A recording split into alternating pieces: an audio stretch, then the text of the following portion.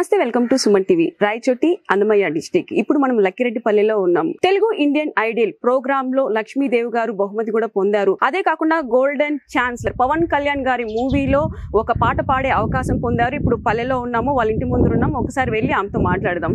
ప్రతి ఒక్కరు కూడా ఏదో ఒకటి సాధించాలని ప్రతి ఒక్కరికి తపన ఉంటుంది. కాకుండా అదృష్టం కూడా ఇంతో అంతో తోడవ్వాలి. కాకపోతే ఈమె జీవితంలో అది నిజమైంది. ఎన్నో సంవత్సరాల నుంచి జానపద గీతాలు అయితే పాడుతున్నారు. ఈ రోజు తమన్ గారి చేతిలో అవార్డు తీసుకోవడం, పవన్ కళ్యాణ్ మూవీలో ఒక పాట అయితే పాడడం అవకాశం అయితే ఇచ్చారు. నిజంగా ఎలా ఫీల్ అవుతున్నారు అసలు మీరు? నమస్తే మేడం. నమస్తే అండి. చాలా ఆనందంగా ఉన్నది మేడం.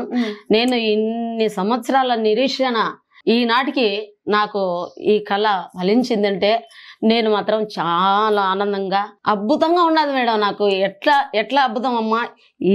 ఇప్పటికి నీకు ఈ అవకాశం వచ్చిందంటే ఎక్కడో మారుమూల పల్లెల్లో పుట్టి ఎన్నో కష్టాలు పడి ఎన్నెన్నో ఇబ్బందులు పడి ఒక జానపదం అయితేనేమి. లక్ష్మీదేవి గారు మేడం, ఆహా తెలుగు ఇండియన్ ఐడల్ ఈ అవార్డు తమన్ గారి చేతి మీద నుంచి అందుకున్నారు. ఎలా ఫీల్ అయ్యారు అసలు అప్పుడు? అబ్బా మేడం, ఈ యొక్క అవార్డు నేను తీసుకున్నప్పుడు నేను చాలా ఆనందపడినాను మేడం. మళ్ళా సంతోషపడినాను. నాకు ఈ అవకాశం వచ్చింది అంటే అంత పెద్ద మ్యూజిక్ డైరెక్టరు నాకు ఈ అవార్డు ఇచ్చినారంటే నేను మాత్రం చాలా పుణ్యం చేసుకున్నాను, చాలా ఆనందం పడినాను మేడం. ఓకే, మంచి మంచి మూవీస్ లో పాట పాడే అవకాశం కూడా వచ్చింది. మాకు ఎవరికి తెలియని విషయం ఏంటంటే ఆల్రెడీ పుష్ప 2 మూవీలో కూడా సాంగ్ అయితే పాడారని కూడా అంటున్నారు. పవన్ కళ్యాణ్ గారి మూవీలో ఒక అవకాశం వచ్చింది. అలాగే వరుణ్ తేజ్ గారి మూవీలో కూడా పాడారు అని కూడా అంటున్నారు. ఏంటి ఇంత సక్సెస్ అయిపోయింది ఇప్పుడు తెలుస్తున్నారు? ఒక అవును మేడం, ఇంతకుముందు ఎక్కడ కూడా చెప్పుకోలేదా మీరు అర్జున్ గారి మూవీలో చేశామని? చాలా ఆనందంగా ఉంది మేడం. ఆనందం ఏంటి మీకు తెలుస్తుంది, మాకు కూడా ఆనందం. ఎందుకంటే మా రాయచోటిలో లక్కిరెడ్డిపల్లి ఒక సెలబ్రిటీ, ఒక సింగర్ ఇంత మంచి మూవీస్ లో పాట పాడుతుంది. మాకు కూడా నిజంగా చాలా గర్వకారంగా ఫీల్ అవుతున్నాము. అవును మేడం. ఈ శారీస్ అన్ని ఏంటండి అసలు? మేడం, అప్పుడప్పుడు ఈ శారీస్ నేను వేసుకొచ్చేది ఈ చుట్టుపక్కల వాళ్ళు నా దగ్గర తీసుకుపోతుంటారు మేడం. ఈ బిజినెస్ కూడా అదే ఖాళీ టైంలో పాటలు ఉన్నప్పుడు పాటలు వెళ్ళి పాడతారు. దాని తర్వాత మళ్ళీ ఖాళీ ఉన్నప్పుడు కొన్ని వేసుకొచ్చి పెడితే చుట్టుపక్కల వాళ్ళు వచ్చి మనకు తెలిసిన వాళ్ళు తీసుకుపోతూ ఉంటారు మేడం. అది ఒక చిన్న బిజినెస్. చీరల బిజినెస్ ఎప్పటి నుంచి స్టార్ట్ చేశారు మేడం? దాదాపు 4 సంవత్సరాలు అవుతుంది మేడం. ఈ మధ్య నుంచి. అవును మేడం, 4 సంవత్సరాలు ఉంటే ఎప్పుడన్నా ప్రోగ్రామ్ వెళ్ళినప్పుడు ఉండనివని మా కోడలు ఈ పెట్టుకో అత్తమ్మ బాగుంటుందని ఆమె ఐడియా చేసి ఆమె బేస్ ఎంపింది మేడం. మీ కోడలు? మా కోడలు మంచి ఫ్రెండ్లీగా చాలా బాగుంది మేడం. నా కోడలు నా కూతురు లాగానే ఉంటుంది మేడం. నాతో అత్తమ్మ అత్తమ్మ అని చాలా మర్యాదగా చాలా ఆప్యాయంగా చూసుకుంటుంది నన్ను కూడా. ఆమె నువ్వు ఖాళీగా ఉంటావు కదా అత్తమ్మ, ఇవి బేసకొచ్చి ఇస్తానని ఆమె బేసకొచ్చి ఆమె సెలక్షన్ చేసి ఇప్పుడు కూడా ఆమె సెలక్షన్ చేయడము అక్కడ నుండి ట్రాన్స్పోర్ట్ పెడుతుంది నాకు ఇన్ని చీరలని.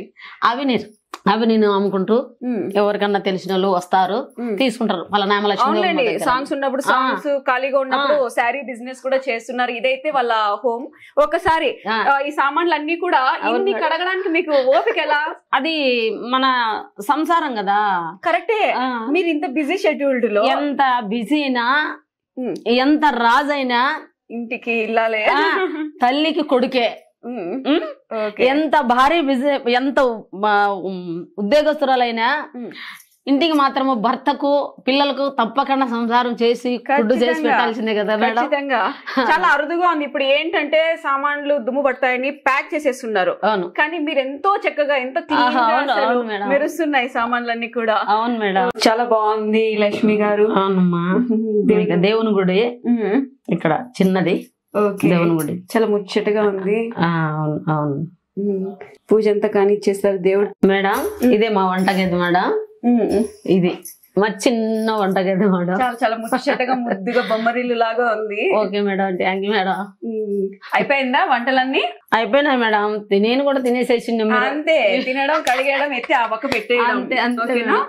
చూసాం కదా లక్ష్మి గారి హోమ్ టూర్ అయితే చాలా బాగుంది. అమ్మా, మీ ఇంటి ముందు చక్కగా అరుగు మీద చాలా చల్లగా ప్రశాంతంగా ఉంది. ఈవినింగ్ అయితే ఇక్కడ వచ్చి కూర్చుంటారా కొంతసేపు? అవును మేడం, ఈవినింగ్ కూర్చోవడం, బాగా పడుకోవడం ఇన్ని ఉంటాం మేడం. చాలా బాగుంది. ఇంటి ముందు చల్లగాలి వస్తా ఉంటుంది కదా, అందుకే ఇక్కడే ఉంటాం మేడం. గాన కోకిల అనాలో లేకుంటే మట్టిలో మాణిక్యం అనాలో వాళ్ళ భర్త ప్రోత్సాహంతోనే ఈ స్టేజ్ కు ఉన్నామని చెప్పి కూడా అమ్మ అయితే అన్నారు. అమ్మ ఒక్కసారి అయ్యని పరిచయం చేస్తారా? ఓకే మేడం, తప్పకుండా. ఈయన మా భర్త గారు మేడం, గంగులయ్య పేరు. గంగులయ్య గారు. అవును మేడం. గంగులయ్య గారు నమస్కారం. మీ భార్య మామూలుగా జానపద గీతాలు, స్టేజ్ షోస్, అవన్నీ వీధి నాటకాలు అన్ని కూడా చేస్తున్నారు. ఇప్పుడు సడన్ గా సినిమాలకు వెళ్ళిపోయి పాటలు పాడుతుంది, మీకు ఎలా అనిపిస్తుంది? హ్యాపీగా ఉంది మేడం. ఫోన్లు వస్తున్నాయి, అందరూ చేసి చెప్తున్నారు, చాలా సంతోషంగా ఉంది. ఇప్పుడు మీరు బయటకు వెళ్తే గంగులయ్య గారు మీ భార్య ఇప్పుడు సినిమాలో పాడింది కదా అని మిమ్మల్ని బాగా సంతోషంగా పలకరిస్తున్నారా? మేడం బ్రహ్మాండంగా సంతోషిస్తారు, అడుగుతారు కూడా. అవును, ఏంటండి మీరు ఫస్ట్ నుంచి కూడా నీకు ఈ జానపద గీత పాటలు అంటే ఇష్టం అని చెప్పి ప్రోత్సహించి, ఈమె ముందు మాత్రమే కనిపిస్తుంది, వెనకాల మీ సపోర్ట్ బాగా ఉంది అని కూడా లక్ష్మీదేవి గారు అంటున్నారు. సపోర్ట్ నేర్చుకుంటా అనేది వాళ్ళ నాన్నగారు, గురువు గారు అదే రూట్ లో ఉంటే ఇంకా సలీ చేసినాం మనం కూడా. బాగా చెప్పగలుగుతారు, పైకి వస్తుందంటే ఆనందంగా ఉంది నాకు కూడా. మా పిల్లలకు, మాకందరికి, మా వాళ్ళకి అందరికి ఆనందమే. ఈ మీ మాటల్లోనే కనిపిస్తుంది ఆ సంతోషం అవంతా కూడా. ఏం చెప్తారు ఇప్పుడు? నెక్స్ట్ ఇంత స్టేజ్ కి వచ్చేసింది అమ్మ అయితే, ఇంకా పాటలు పాడు, ఇంకా నేను నీకు సపోర్ట్ చేశానంటారా? అవును మేడం, ఇంకా ఆడుకో పాడించాలని ఉంది కదా కదా. ఖచ్చితంగా మన ఉంది కదా, ఉంటది. దానికి సపోర్ట్ ఎంతో ఉందని చెప్పారు. ఓకే, అదే కాకుండా చాలా కష్టాలు పడి కూడా ఈమె పాటలు పాడింది, దానికి మీరు ప్రోత్సహించారు. ఎన్నో సార్లు డబ్బు లేకపోయినా అప్పు తీసుకొచ్చి ఇచ్చాము, నిజమేనా? మేడం, ఆ సందర్భాలు వచ్చాయా? ఉన్నాయి, ఎన్నో సార్లు ప్రోత్సహించి డబ్బులు తెచ్చి కూడా ఇచ్చి ప్రోత్సహించి పంపించాను.